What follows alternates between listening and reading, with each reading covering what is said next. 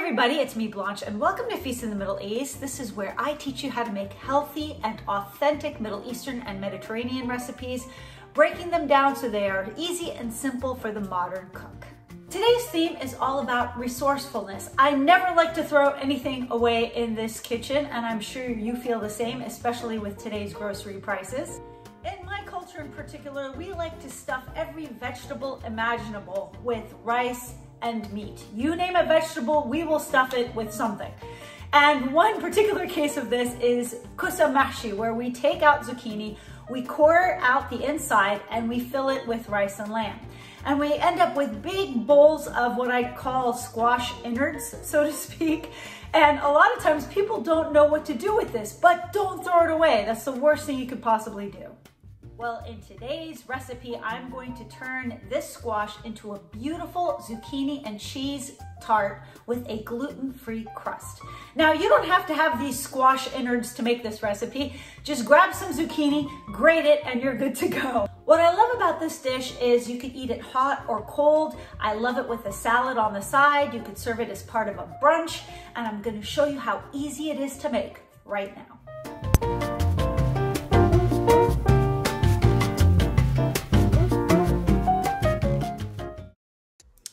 Alrighty, so we're gonna start with 2 cups of zucchini. As you can see, these have been cored out because I made kusa mahshi for my family and I don't want to throw it away, but you can grate up to 2 cups of zucchini for this dish. To prevent the tart from getting soggy, I add salt to the zucchini. This will ensure that any excess moisture will drain out. The low-carb crust is super simple. I start with a rounded 1.5 cups of almond flour, followed by a tablespoon of coconut flour. Then to season it, I add a 1/2 teaspoon of garlic powder, followed by salt to taste, probably a 1/4 teaspoon. Finally, a 1/4 cup of melted butter. Just combine until well incorporated and find a 9-inch pie or tart pan, or it can even be a springform pan. And then you want to take the mixture and press it along the bottom and the sides. Bake in a 350-degree oven for 15 minutes. Wasn't that the easiest crust ever? The filling is just as easy. In a large bowl, I added 8 ounces of ricotta cheese. To that, I added about a 1/3 cup of crumbled akawi cheese, which is like a farmer's cheese. Then to give it some zest, a 1/4 cup of feta cheese. Mix it all up and set it aside. Now let's talk about the zucchini. In a skillet, I added a tablespoon of olive oil, and then I sauteed 2 cloves of minced garlic. You could, of course, add some more if you're a garlic fan. Saute it for about 1 minute before adding the zucchini. Now, I made sure to squeeze the zucchini of any moisture using a cheesecloth before adding it to the pan.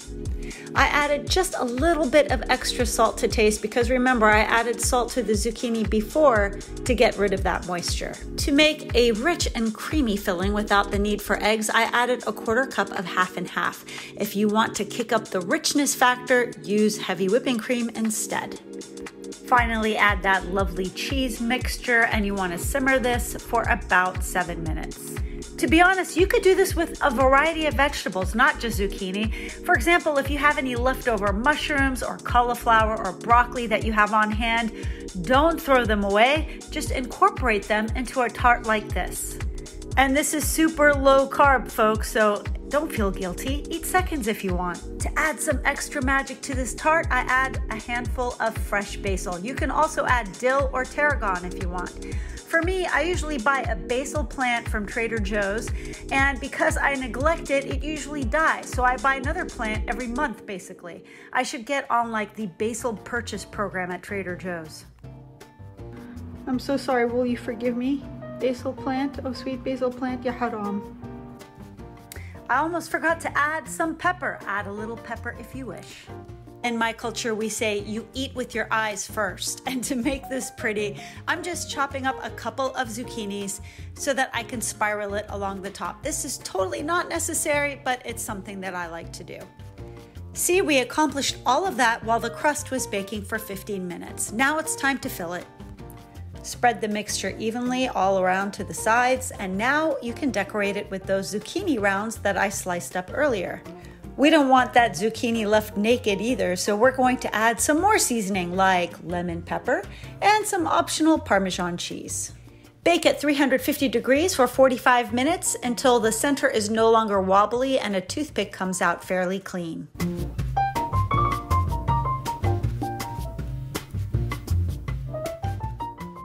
One important thing I forgot to mention is that because the crust is made with almond flour, this dish is basically low carb. Dare I say it's even keto because it's made with zucchini, which is a pretty low starch vegetable. You don't have to make this on special occasions. You can make this any day of the week and treat yourself, which is what I do. This tart is super rich without being too heavy, and the fresh basil is really key for bringing those ingredients together and adding a really fresh element.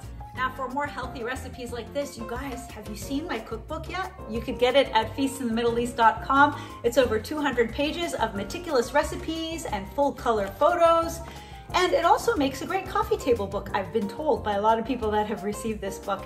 And I just want to say shout out and thank you to all of you that have purchased the book and have left me some great reviews. It warms my heart because it took me 10 years to write this thing. And it makes me so happy that I managed to take a lot of these recipes on this channel and put it in one central place so that it's easy for people to look up directions and recipes without having to get on their computers. Make sure you join our family here on YouTube so you get my recipes as soon as I upload them. Until next time, sahtin.